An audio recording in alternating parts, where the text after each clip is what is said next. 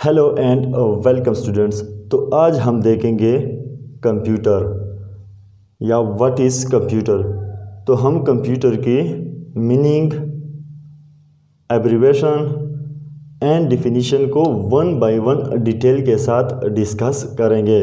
तो सबसे पहले हम आते हैं इसकी मीनिंग की तरफ।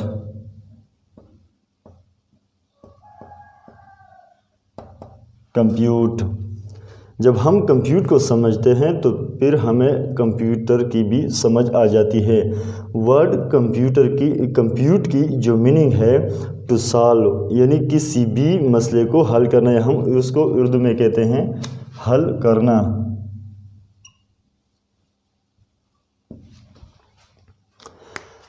कंप्यूट हल करना, किसी भी प्रॉब्लम, किसी भी कोई एल्गोरिथम को हम सॉल्व करते हैं तो हम इसको कहते हैं कंप्यूट।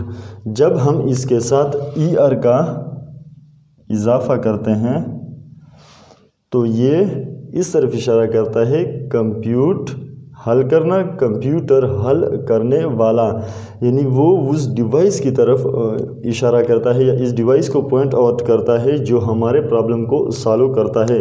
तो हम जब इसके साथ ER ऐड करते हैं तो हम लिखते हैं हल करने वाला। जैसा कि हम टीचर, यानी इसके साथ अगर ER का हम इजाफा करें तो पढ़ना या पढ़ाने वाला। तो इसी तरीके से आप इसकी मीनिंग को सही तरीके से समझ जाते हैं कि ये किस तरफ इशारा करता है। जब हम इसको समझ लेते हैं देन हमें समझना होगा इसकी एब्रीवेशन को।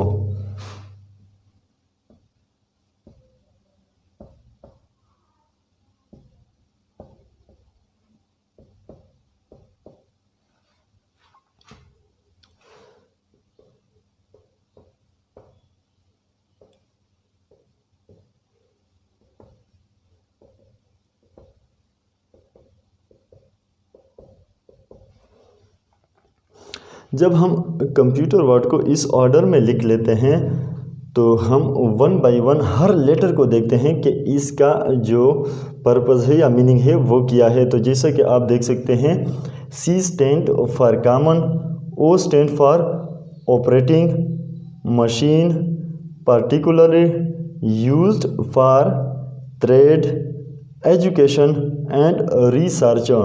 तो इस तरीके से आपको समझ आ जाता है कि कंप्यूटर का जो एब्रीवेशन है या इसका हर लेटर है वो स्पेशल पर्पस के लिए लिया गया है। अगर आप कंप्यूटर की एब्रीवेशन को सही तरीके से समझ जाओ तो आपको इसका पता चल जाएगा कि ये किस पर्पस या इसका डिफिनीशन क्या है। तो अब हम आते हैं इसकी डिफिनीशन की तरफ।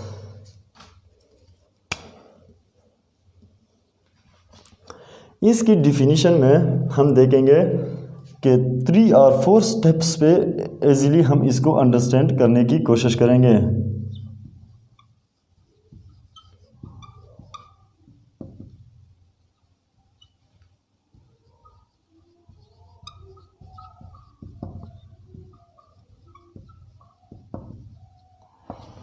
Computer is an electronic machine, के जो हमारा कंप्यूटर है वो एक इलेक्ट्रॉनिक मशीन होगा। हम इसको करंट देंगे या इलेक्ट्रिसिटी देंगे तभी ही ये वर्क करेगा। तो computer is an electronic machine, तो ये सिंपल है कि यानी जो भी हमारा कंप्यूटर डिवाइस होगा या ऐसा डिवाइस होगा कि हमारे प्रॉब्लम को सॉल्व करेगा वो इलेक्ट्रिसिटी पे चलेगा।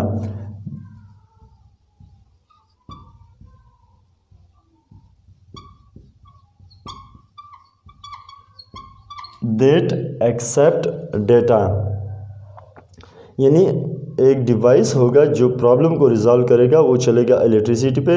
सबसे पहले जो इसका काम होगा कि वो डेटा को एक्सेप्ट करेगा। एक्सेप्ट यानी ये हमारा कीबोर्ड है और ये हमारा SU या सिस्टम यूनिट है।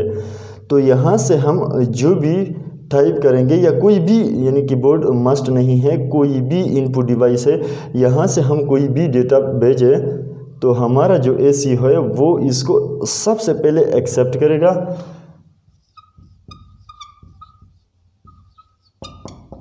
देन स्टोर इट, यानी सबसे पहले वो परमिट करेगा कि डेटा मेरे तरफ आ जाए, देन इसको स्टोर करेगा। जैसे कि हमारे पास कोई गेस्ट आते हैं, सबसे पहले हम इसके साथ मिल लेते हैं, फिर हम इसको किसी प्रॉपर प्लेस पे इसको एकोमोडेट कर लेते हैं, वहाँ इसको जगह प्रोवाइड करते हैं। तो एज इट इज़ जब भी किसी भी इनपुट डिवाइस से कोई भी डेटा एसयू की तरफ आता है तो सबसे पहले वो एक्सेप्शन यानी एक्सेप्ट करने की परमिशन देता है, देन स्टोर कर लेता है।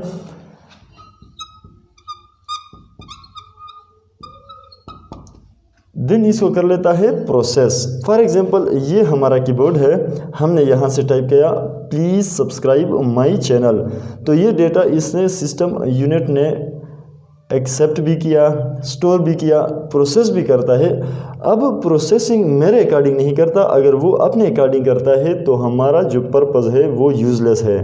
फॉर एग्जांपल मैंने लिखा है कि प्लीज़ सब्सक्राइब माय चैनल, और इसने एक्सेप्ट किया, स्टोर किया, प्रोसेस किया कोई डिफरेंट मेथड से, अपने मर्ज़ी से इसने कोई और आई एम फाइन ये रिज़ल्ट मुझे शो किया, तो ये गलत होगा।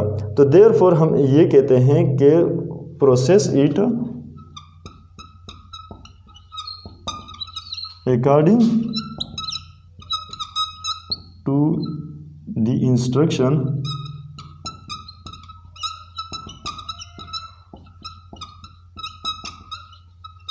provided by the user।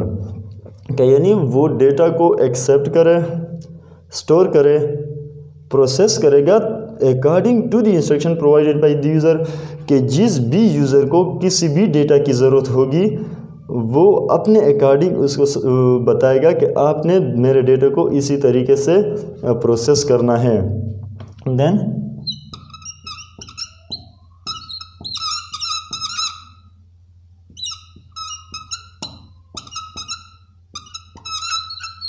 Then show the result या देन गिव आउटपुट, आप किसी तरीके से भी लिख सकते हैं।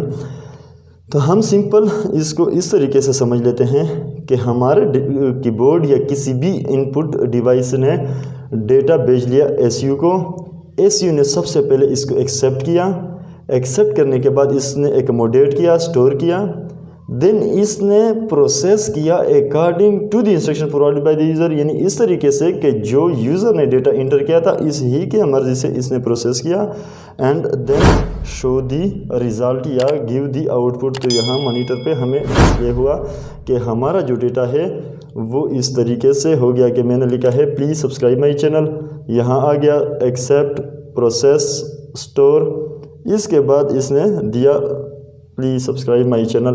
तो फिर हम समझ लेते हैं कि जो हमारा कंप्यूटर है वो प्रॉपरली वर्क कर लेता है। आई होप कि आपको मीनिंग्स, एब्रीवेशन और डिफिनीशन को सही तरीके से समझ आ गई होगी। अगर आपके लिए ये वीडियो यूज़फुल है, अच्छी लगी है, तो वीडियो को लाइक करें, चैनल को सब्सक्राइब करें। Thanks for watching.